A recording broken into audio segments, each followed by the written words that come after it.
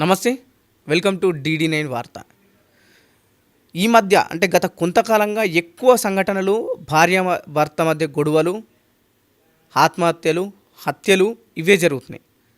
అంటే ఈ భార్యాభర్త మధ్యలో గొడవలు హత్య వరకు దారితీస్తుంది. అంటే దీంట్లో ప్రధానంగా ఉన్న వాళ్ళు కూడా ఎవరు కూడా అరేంజ్ మ్యారేజ్ చేసుకున్నో లేకపోతే పెద్దలు చూసిన పెళ్ళిళ్ళు చేసుకున్న వాళ్ళు తక్కువ, ఇష్టపడి లవ్ మ్యారేజ్ చేసుకున్న వాళ్ళు ఎక్కువ మంది ఉన్నారు. సో నిన్న ఒక 2 ఇన్సిడెంట్స్ అయినాయి. ఖమ్మం జిల్లా మదిరా మండలంలో నాగసాయి లక్ష్మి అనే ఒక ఆ మహిళ పైన తన భర్త ఫుల్గా తాగొచ్చి భార్య పైన అనుమానంతో కత్తితో చంపేయనికి అయితే చికెన్ కొట్టే కత్తి ఉంటుంది, మనం చికెన్ షాప్లో అక్కడక్కడ వాడతాం. ఆ కత్తితోని భార్యను నరికేయడానికి వెళ్ళిండు. కేవలం అనుమానం, భార్య ఇంకొకరితో అక్రమ సంబంధం పెట్టుకుందని ఒక అనుమానంతో నరికేయడానికి వెళ్ళిండు ఫుల్గా తాగి. సో ఆ భార్య అక్కడ నుంచి తప్పించుకొని రోడ్ పైకి వెళ్ళి అక్కడ స్పృహ తప్పి పడిపోతే కొందరు స్థానికులు చూసి ఏంటి అడ్రస్ ఏందని కనుక్కొని పోలీసులు కంప్లైంట్ ఇస్తే పోలీసులు తెట్టిన వివరాలు ఇవి. గతంలో కూడా భార్య భర్తలు అన్నారు మాకు పంచాయతీ నడుస్తుంటాయి, చిన్న చిన్న గొడవలు వస్తుంటాయి. సో ఆ సందర్భంలో గతంలో కూడా తను ఆ రోకల్ బండతో ఆమెను ఎత్తి పగలగొట్టిన వైనం కూడా చూసిలని వాళ్ళ తల్లిదండ్రులు కూడా చెప్తున్నారు. సో ఇంకో సంఘటన ఇక్కడ మన బంజారా హిల్స్లో వీళ్ళది సేమ్ లవ్ మ్యారేజ్ చేసుకున్నారు. గత కొంతకాలంగా బాగానే ఉన్నారు, మంచిగా జీవనం సాగిస్తున్నారు. సడన్గా భార్య పైన అనుమానం, తన ఆ మహిళ ప్రెగ్నెన్సీతో ఉన్నది. మళ్ళీ ఇక్కడ కూడా అనుమానం, అంటే భార్య ఎవరితో ఇంకోరితో అక్రమ సంబంధం పెట్టుకుందని చెప్పేసి ప్రెగ్నెన్సీ లేడీని రాత్రి ఆ ఇంట్లోనే తను రెంట్కి ఉంటున్న ఇంట్లోనే చిన్న గదిలో నరికి ఆ మన కూరగాయలు తీసుకునే ఆ కవర్లో ఏదైనా షాప్కి వెళ్ళినప్పుడు మనం ఒక వస్తువులు పట్టుకొచ్చుకుంటాం, అంత సింపుల్గా నరికి వివిధ ముక్కలుగా చేసి మూసీ నదిలో పాడేయడం జరిగింది. అంటే ఎంత ధైర్యం ఉండాలా నిజంగా. ఇష్టపడి పెళ్లి చేసుకున్న వాడే ఇట్లాంటి దుర్ఘటన దాంట్లో పాల్గొనడం, ఆమె ఇతన్ని నమ్మొచ్చింది కాబట్టి ఈమె చేసిన తప్ప అని చెప్పేసి కూడా తల్లిదండ్రులు అటు బాధపడుతున్న వైనంగా అనిపిస్తుంది. తల్లిదండ్రులు కూడా చెప్తున్న వివరాల ప్రకారం ఏంటంటే తల్లిదండ్రులకు ఇష్టం లేకుండానే వీళ్ళిద్దరు కలిసి మ్యారేజ్ చేసుకున్నారు.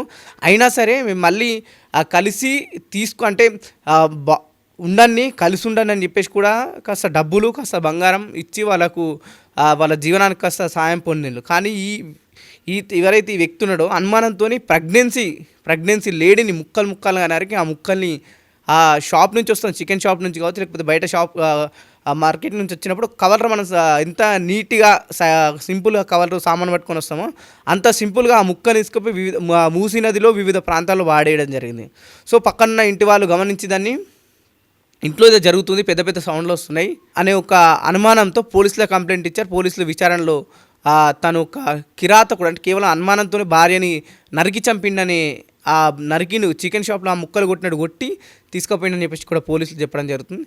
సో ఏంటి అసలు ఎందుకు ఇట్లాంటి సంఘటనలు పదే జరగాల్సి వస్తుంది అంటే ప్రధానంగా ఈ 2 సంఘటనల్లో కూడా లవ్ మ్యారేజే, తల్లిదండ్రులకు ఇష్టం లేకున్నా వీళ్ళు మ్యారేజ్ చేసుకున్న కొంతకాలం జీవనం కొనసాగిస్తున్నారు. ఇక్కడ ఖమ్మంలో మదిరా మండలంలో అయితే వాళ్ళకి ఆల్రెడీ 2 కుమారులు ఉన్నారు, మళ్ళీ ఇంకొకరు 3 కుమారులు, మళ్ళీ ప్రెగ్నెన్సీ అనుకుంటా. ఇక్కడ సేమ్ అదే పరిస్థితి, ఈ మహిళా ప్రెగ్నెన్సీ.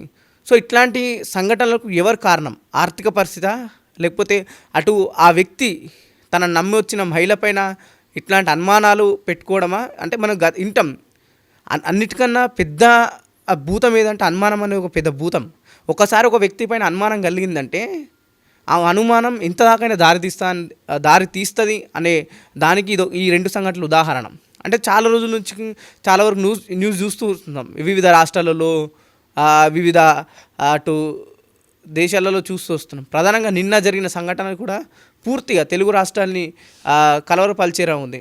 అంటే ఒక మహిళ ప్రేమించడమే తప్ప, ప్రేమించి అతను నమ్మడం చేసిన తప్ప, అంటే వీళ్ళు నిన్ను ప్రేమించిన పెళ్లి చేసుకున్న వ్యక్తిని పెళ్లి చేసుకున్నంటే తన తల్లిదండ్రులను విడిచిపెట్టి కాదని, వాళ్ళ తల్లిదండ్రులు కాదని కూడా వీళ్ళ దగ్గర రావడం వాళ్ళు చేసిన పెద్ద తప్పుగా అని చెప్పేసి కూడా అక్కడ వాళ్ళు చెప్పుకోవడం జరుగుతుంది. సో ఇంత దారుణంగా ఎందుకు చేయాల్సి వస్తుంది? వ్యవస్థ ఎటుపోతుంది? సో దీనికి గల ప్రధాన కారణం ఏంటి? ముందు ఆర్థిక పరిస్థితి, లేకుంటే ఆ మద్యం అనే ఒక 2 అంశాలు అయితే ప్రధానంగా చెప్పుకోవచ్చు. ఎందుకంటే ఒకసారి మద్యం తాగి ఆ మత్తు పైకెక్కిందంటే మనిషి రాక్షసుడు అవుతాడు, మూర్ఖుడు అవుతాడు, అవతల ఏం చేస్తున్నామో కూడా తెలియదు. నచ్చిన వ్యక్తి భార్యన పిల్లల పెళ్ళామని కూడా ఏం తెలియకుండా విచక్షణ రహితంగా అటు నరకడం, కత్తితోని నరకడం, పాడేయడం లాంటి సంఘటనలు చాలా వరకు జరుగుతున్నాయి. సో పోలీసులు ఎన్నిసార్లు అంటే చాలా వరకు జంటలు కొన్నిసార్లు గొడవలైనా కౌన్సిలింగ్ ఇచ్చినా సరే ఇట్లాంటి సందర్భాలు ఈ ముందుకు వస్తూనే ఉన్నాయి, ఇట్లాంటి హత్యలు జరుగుతూనే ఉన్నాయి. సో దీనికి ప్రధాన కారణం భార్యాభర్తల మధ్యలో గొడవలు అవుతున్నాయి. సో దానికి గల ప్రధాన కారణం ఇట్లాంటి హత్యలకు దారితీస్తున్నాయని చెప్పేసి కూడా పలువురు డాక్టర్స్ కూడా చెప్పడం జరుగుతుంది.